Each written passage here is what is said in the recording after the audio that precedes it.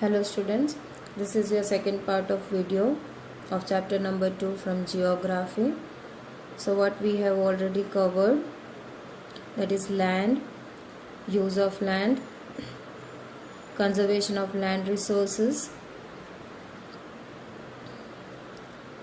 From here we are going to cover, that is soil, factor of soil formation, degradation of soil and conservation of measures, water,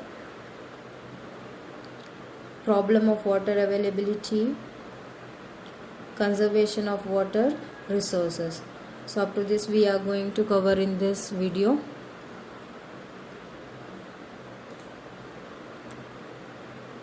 So soil, as you can see this flow chart, this is soil, the formation of soil profile, how it is formed. The below area you can see the parent rock, and secondly you can see the weathered rock material, and on the top you can see the subsoil with the sand, silt and clay, and the topsoil with humus and vegetation. So this is a soil profile what we are having. It is how it is formed.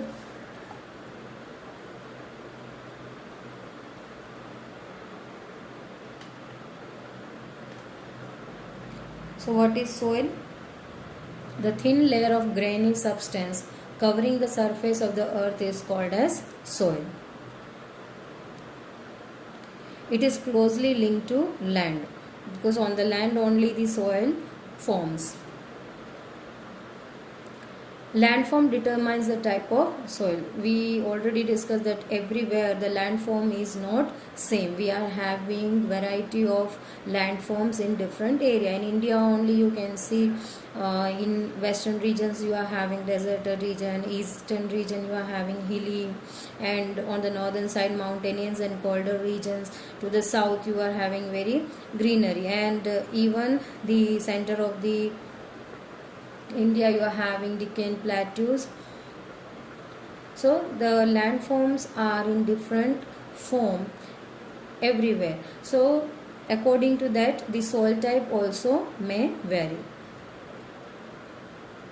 Soil is made up of organic matter, mineral and weathered rocks found on the earth. This happens through the process of weathering. Already you know the process of weathering. What do you mean by weathering? The breaking up and decay of exposed rocks by temperature changes, frost action, plants, animals and human activity. So weathering is taking place on the rocks, and because of this process the soil formation also changes. So the right mix of mineral and organic matter make the soil very fertile. It makes it fertile to use it in a proper way. Soil found in India are alluvial, red, laterite, desertic and mountain soil. As I said, we are having different part or portion of the direction of the India, we are having different kinds of soil. So it depends on the altitude also and the climate also. Everything affects, and the formation also on the land forms. Now factors of soil formation. What are the factors of soil formation? First one is parent rock. Again it is given in the flow chart.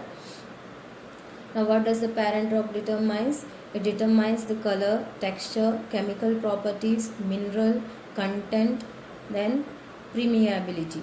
So everything affects from the parent rock. That is the soil profile's base form at the bottom, from where the soil is formed at the top of the landform. Now next is relief.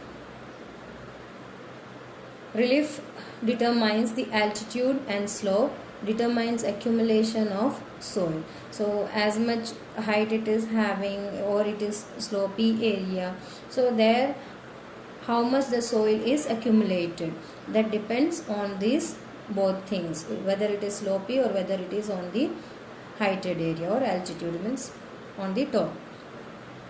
Then the next is flora and fauna and as well as microorganism. Affects the rate of humus formations. So humidity, it is very much necessary. This humus is very much needed on the soil. It makes the soil very fertile, and it is, if the soil is fertile, then you can do the best cultivation on that land. So for agriculture purpose it very much necessary. Time determines thickness of the soil profile. Climate, so temperature, rainfall influence, then weathering and humus. So everything affects on the soil profile, how much temperature it is getting, how much rain it is getting, then the rate of the weathering also, whether the particular area the weathering is too much taking place, then it would affect the soil also. And humus, as I said, the humidity, the moisture of that soil, it again depends the fertility of the soil also. So everything affect by the climate, what is the climate of that surrounding area. So there are 5 factors which are there: parent rock, secondly relief, third is flora, fauna and microorganism, fourth is time, and fifth is climate. Degradation of soil and conservation. So first we will learn about the degradation of soil. Soil erosion and depletion are the major threat on soil as resources. Soil erosion means washing of soils and usage, it is depleted constantly. So these are the 2 major threats to the soil as resources. Now, who are responsible? Both human and natural factor can lead to degradation of soils. Reasons are deforestation, overgrazing, overuse of chemical fertilizer and pesticide, rainwash, landslides and floods. So here deforestation could be both human and natural factors. Overgrazing mainly by the humans, it is overgrazed by their cattle. Overuse of chemical fertilizer again done by human, and even the pesticide is used. Then rainwash, it is natural thing. Then landslide and floods, that are also natural thing. Floods also can be human made. The building of a dam, if it is bursting out, then the flood may occur. So both the human and natural factors are responsible for the degradation of soil. Now, conservation of soil. How we can conserve soil? First process is mulching. Here the bare ground between plant is covered with a layer of organic matter like straw. It helps to retain the soil moisture. So barren land is covered by the help of straw. Then it is left for many days or month. So it retains the moisture of the soil. So you can just reuse the land. Contour barriers. Stone, grass, soil are used to build barriers along the contour. Trenches are made in front of barriers to collect water. So the outer boundary of the contours, they are making the barriers. Barriers with what? Stones, grass and soil. They are stopping the outer boundaries where they are cultivating. And nearby that they are even constructing the trenches where the waters are collected. Rock dam. Rock are piled up to slow down the flow of water. So small pebbles or rocks, they are piled up one on the other. So it could reduce the flow of the water also, and this prevent the gullies and further soil loss. So they are not only stopping the flow of water, even they are stopping the soil loss also. Because when the river is flowing along with the slate, mud, rocks, many materials, mud even, so that are being also flown off. To stop that, this kind of rock dam is being used to conserve soil. Next is terrace farming. Broad flat step or terrace are made on the steep slopes so that the flat surface are available to grow crops. They reduce surface running off and soil erosion. So usually, like a step, they are clearing off the hilly regions. They are making the broad area and broad steps to cultivate on that. So by doing this, what happened? Most probably this hilly region is having slopy surface. So if rain falls, it directly the water flows down to the bottom. But when it is built as a step, so they also can cultivate plants, or they can do the agricultural thing. And also because they have planted the plants and cultivation was going on, so the soil is being holded by the roots. So soil erosion is less compared to the slopy area in the hilly region if the terrace farming is being done. Intercropping. Different crops are grown in the alternate rows and are sown at the different times to protect the soil from the rain wash. So one after the other, or on the alternate row, two crops are being sown together, which help out each other. The crops help out each other by providing nutrient to the other crop, and also this protects the soil from the rain wash. Contour plowing. Plowing parallel to the contour of hill slope to form a natural barrier for water to flow down a slope. So they are plowing a parallel contour. So from the hill slope, the water could not flow down to the slopy area. So they are building up a barrier.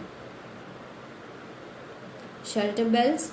In the coastal and dry region, rows of trees that are planted in certain areas to check the wind movement. So coastal region also you can find out, because there are no other sources whether the wind is blowing too much fast or not, other natural calamities or natural disaster occurs or not, how could the common people find out? So these are the one of the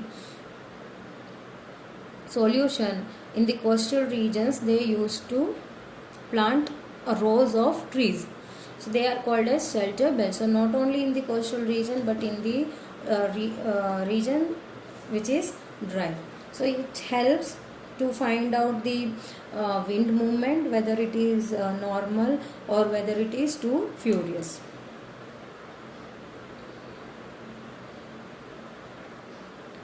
Next is water. Water is a vital, renewable natural resources. Already we know. It covers the 3/4 portion of the earth's surface. Of this 3/4, only 2/3, of this 3/4, the 2/3 is saline water. It was in the primitive ocean that life began almost 3.5 billion years back. It supports variety of plant and animal life even today. So from the past time, these oceans help out and support the variety of plant and animal life, and that supports even today also. So from the 3/4, only the 2/3 portion of water is considered as the saline water. Now ocean water, because it is saline, so it is not suitable for the human consumption. So it is called as water planet and blue planet also. As I said, it covers the 3/4 portion of the earth's surface,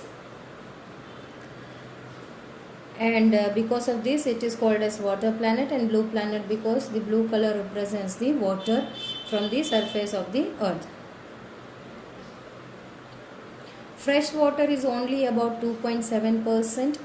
Now 70% of this occurs as ice sheet and glacier in Antarctica, Greenland and mountain region. I am talking about only 2.7%, not about the 3-4. Fresh water is available only 2.7%. Out of this, 70% is as ice sheet and glacier. Again, they are found in these three regions.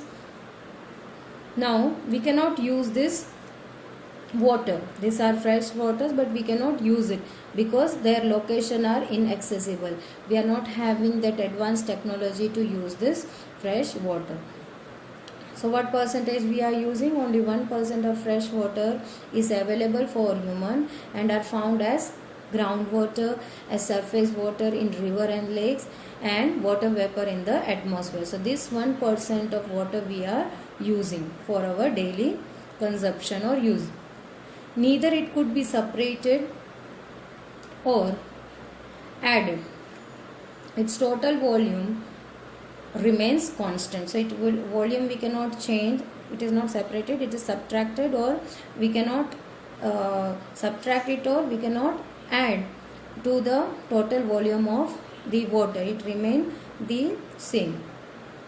It vary because of the constant motion. Now why? Because of the cycling through the process of evaporation, precipitation and runoff, referred as water cycle. Already you have learnt about the water cycle, the evaporation, precipitation and runoff, because the water which falls on the surface as rainwater, it moves and flows off as a river and ends up to the oceans or seas. So which is again not suitable for the human consumption. Problems of water availability. Human use huge amount of water for drinking, washing, agriculture, industry, generating electricity through reservoirs. So there are number of way how the human being are using the water. Increasing population and rising demand for food, cash crop, increasing urbanization and rising standard of living are the major factor leading to the shortage in supply of fresh water, either due to the drying up of water source or water pollutions. So these are the major reasons why there is a shortage of water. Due to the contamination of water by agriculture, chemical and industrial effluents. These are the other reason, because we are contaminating the water what we are having. Usage and contamination. Next is pollution.